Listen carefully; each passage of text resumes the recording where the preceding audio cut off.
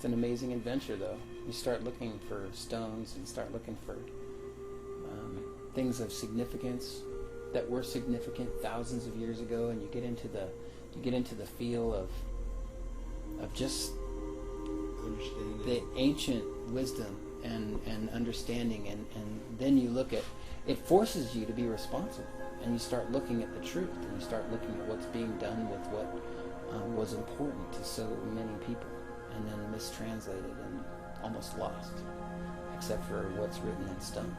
We're going to go to the top here, and I'm going to show you the altar stone. And if I find some more stuff along the way, I'll show you that too. You can see the language reads from right to left. And here's your symbol. Here's your Yahuwah, which you can barely make out because, well, it's just been weathered and over a period of time. And this blistering sun, you can tell how black the rock is, and it's probably not going to last much longer as it is, even though it's been here for centuries. But it says Yahuwah Elohim. See, this is an N. Looks almost like an N. And then this is a U. Very similar to a U. So Yahuwah Elohim literally translates to our God, or the God of all of us. The star chart, which is just amazing because it tells the date. It literally narrows it down to a day within a year that these people were there, and a moment of significance in the sky. Let me show you the date of when these people were here, down to the day on the calendar that you can see for yourself. This is what's known as the zodiac table. These petroglyphs signify a constellation, or a series of constellations, and a stellar event. And if you can look to the bottom right-hand corner, you'll see what is known as the Yah glyph. Now the Yah is a solar eclipse in Virgo. And if you look here, you'll see there's this crescent, which signifies the moon and the sun, the moon going in front of the sun. Now what tells us that its constellation is immediately behind it, you see the scorpion. And then up above to the right, you see the constellation Virgo. And then up on the top, you see Ursa Major and Ursa Minor. In the center, you see a spiral, more or less, which indicates the location of the viewer and the horizon. So we're looking at the sky, and you can also see Boots and Draco. But one of the most important things is the constellation Virgo, right here, on the upper right-hand corner, is actually birthing this event. Let's take a look at Cyber Sky, which is a program which uses constellations and stars in the sky, given dates and times very accurately. The exact same stellar event occurs on September 27th, 759 BC. Now, having done exhaustive research, we found that this is the only time that this particular event occurred, just like it's inscribed on this stone. September 27th, 759 BC. And you can see Scorpio, you can see the eclipse with the Yah glyph, and Virgo birthing the event. And the Yah glyph is created by Libra. You can see the constellation Draco and Scorpio, Ursa Major, Ursa Minor. It's all right there. It's exactly the same. And this event lasted nearly 6 hours.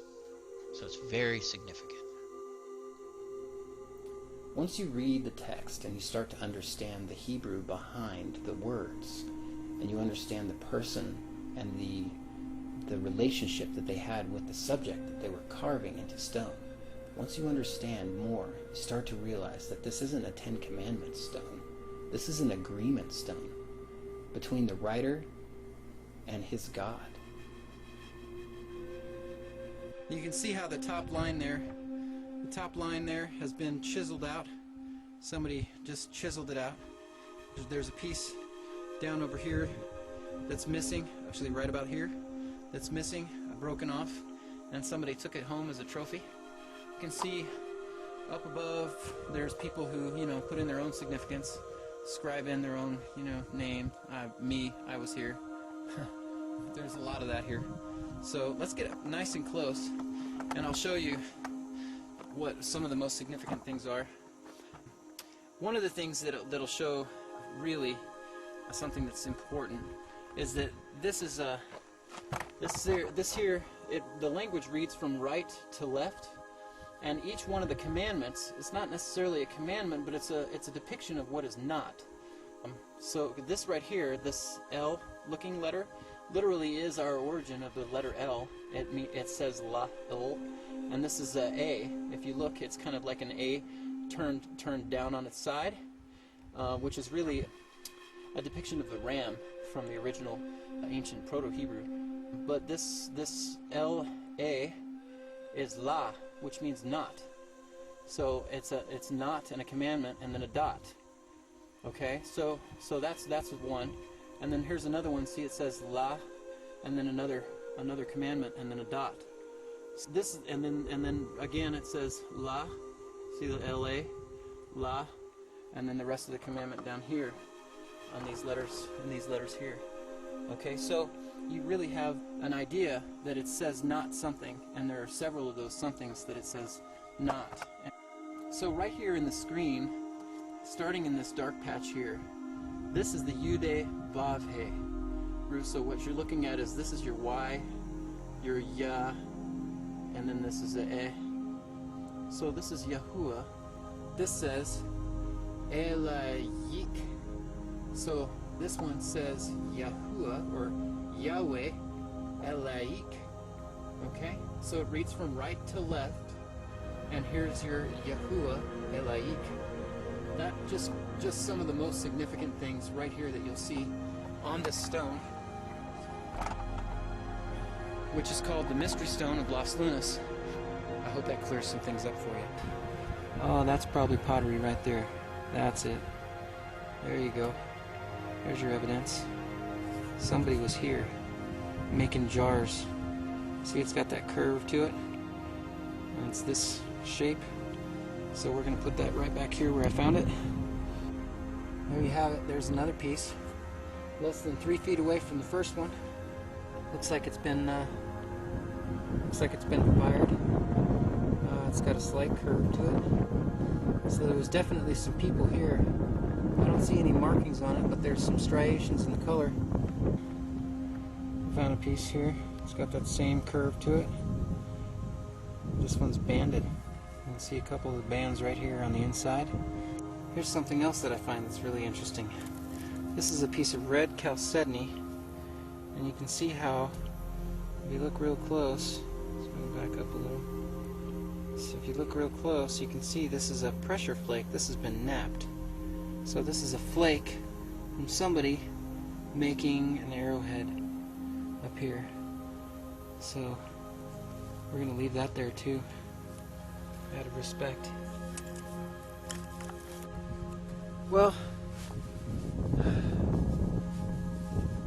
sun took a quick hiatus behind a cloud, so I think I'm going to do the same thing.